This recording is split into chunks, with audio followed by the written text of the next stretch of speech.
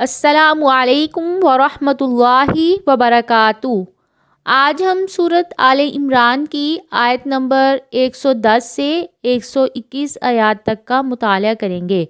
اعوذ باللہ من الشیطان الرجیم، بسم اللہ الرحمن الرحیم۔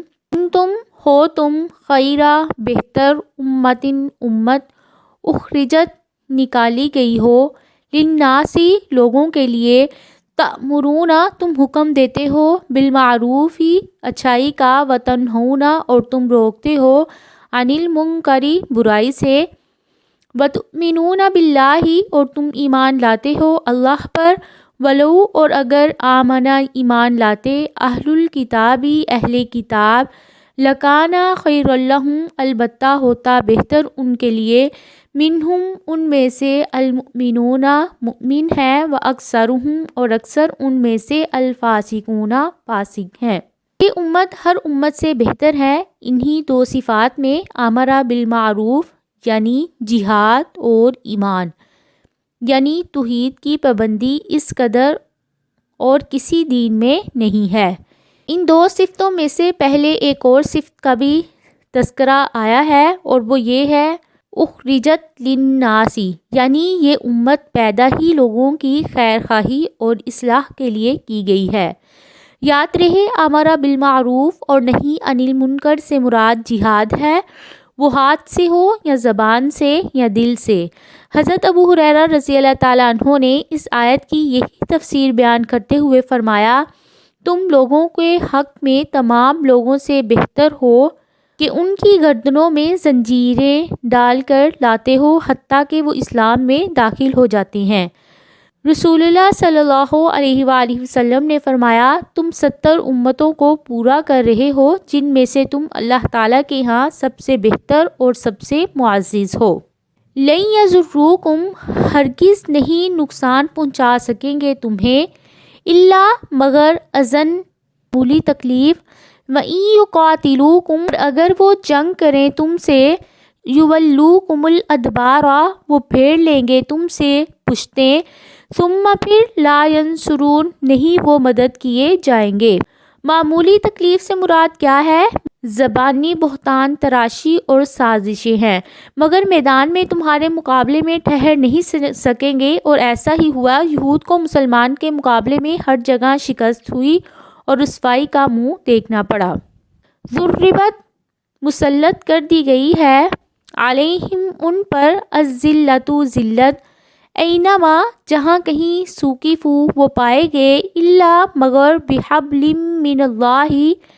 مگر اللہ تعالیٰ کی رسی کے ساتھ، وحبل من الناس اور لوگوں کی رسی، وباؤ اور وہ لوٹے، بغضب من اللہ اللہ تعالیٰ کی طرف غضب کے ساتھ، وضربت اور مسلط کر دی گئی، علیہم ان پر، المسکنۃ محتاجی،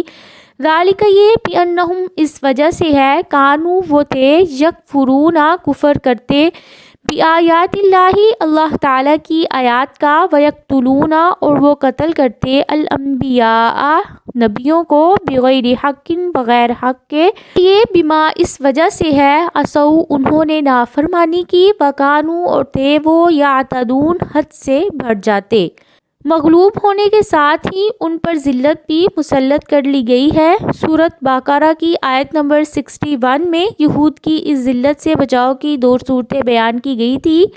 ایک یہ کہ وہ اللہ کی پناہ میں آ جائیں گے،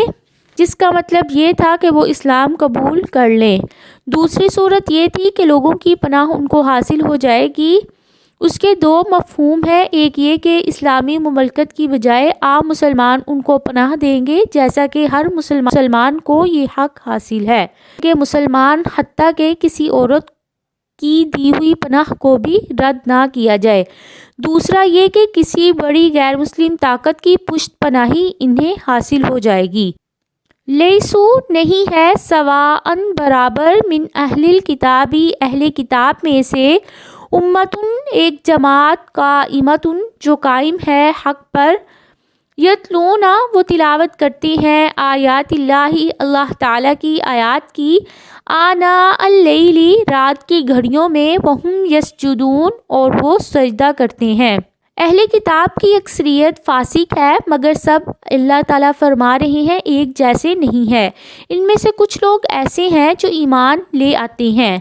جیسا کہ عبداللہ بن سلام، ثعلبہ بن سعید، اسید بن سعید۔ مینون، وہ ایمان رکھتے ہیں باللہ اللہ تعالیٰ پر، والیوم الآخر، اور آخرت کے دن پر،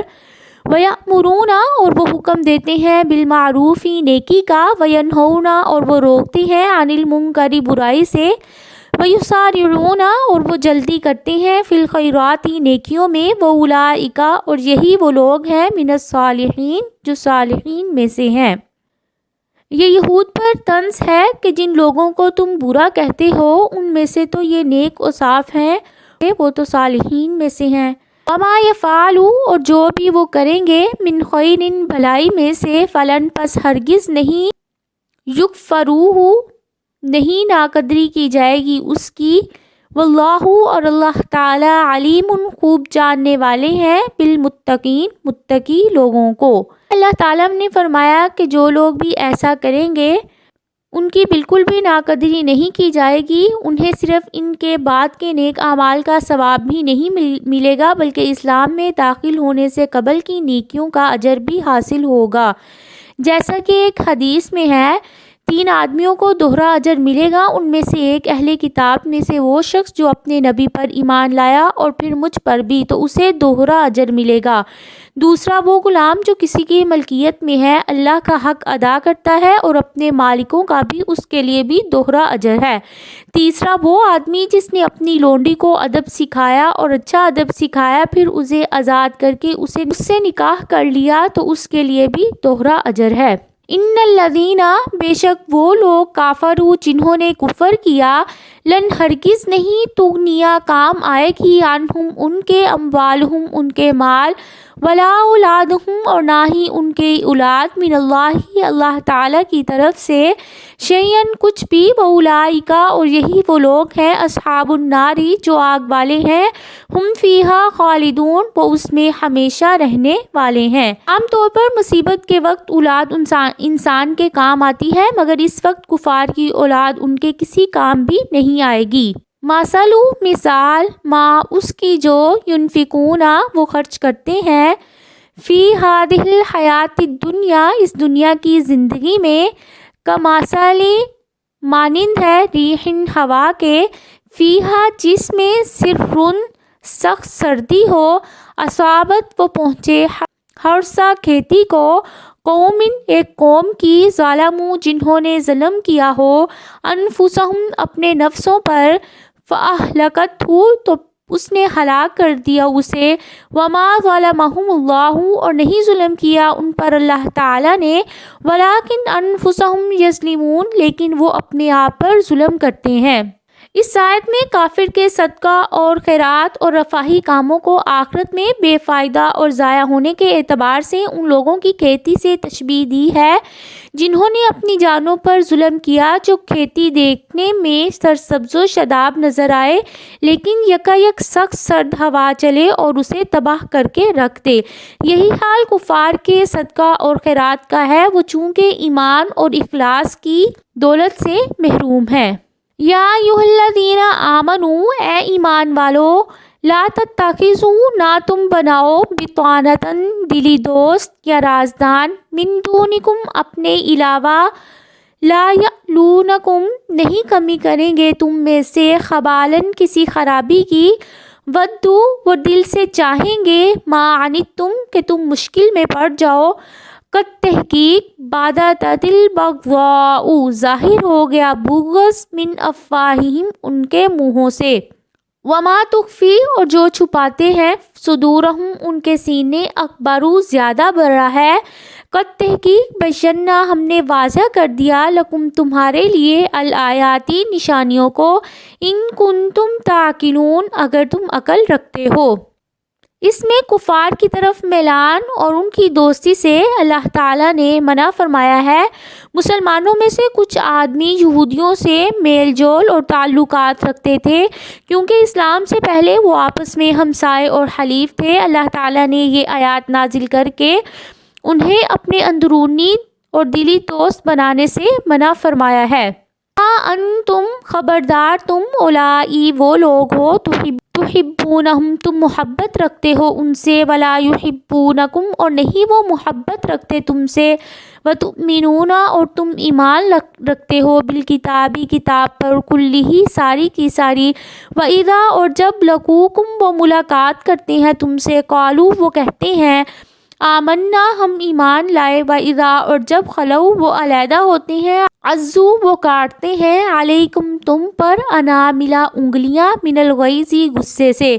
کل کہہ دیجئے موتو مر جاؤ، بغیظہم اپنے غصے کے ساتھ، ان اللہ بے شک اللہ تعالی علیم خوب جاننے والے ہیں، بذات الصدور سینوں والے بھیتوں کو۔ الکتاب سے مراد تمام آسمانی کتابیں، یعنی تم سب کتابوں پر ایمان رکھتے ہو اور وہ کسی بھی کتاب پر ایمان نہیں رکھتے ہیں،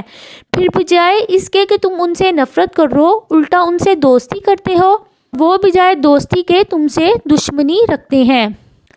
ان تمسسکم اگر پہنچے تمہیں حسنۃ کوئی بھلائی، تسؤہم وہ بری لگتی ہے انہیں،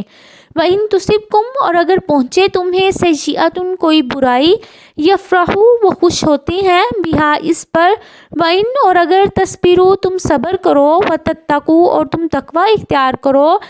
لا یضرکم نہیں نقصان پہنچا سکے گی تمہیں، کیدہم ان کی چال، شیئن کچھ بھی، ان اللہ بے شک اللہ تعالی، بما اس کو جو یعملون وہ عمل کرتے ہیں، محیط گھیرنے والے ہیں۔ اس آیت میں مسلمانوں کو تعلیم دی گئی ہے کہ دشمنوں کے مکر و فریب اور ان کی چالوں سے محفوظ رہنے کا طریقہ صرف یہ ہے کہ تم صبر و استقلال اور تقوی سے کام لو۔ یہ تھی آج کی آیات جن کا ہم نے مطالعہ کیا، امید ہے کہ آپ کو سمجھ آئی ہوگی۔